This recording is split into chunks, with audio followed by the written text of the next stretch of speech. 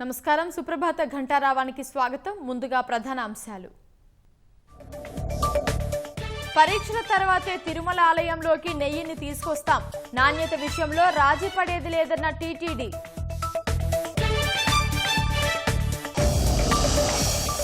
అంతర్జాతీయ ఫ్లీట్ రివ్యూకు సిద్ధమైన విశాఖ సాగర తీరం. దేశ విదేశీ ప్రముఖులు రానుండటంతో పటిష్ట ఏర్పాట్లు. అసెంబ్లీలోని ఏఎస్ఓ మునిరాజు అరెస్ట్. మహిళలపై లైంగిక వేధింపుల ఆరోపణలపై చర్యలు.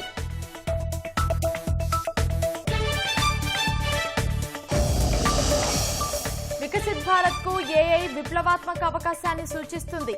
కృత్రిమ మేధ అగ్రరాజ్యాల్లో భారత్ ఒకటిగా ఉండాలన్న ప్రధాని. ఏప్రిల్లో తమిళనాడు సహా 5 రాష్ట్రాల్లో ఎన్నికలు.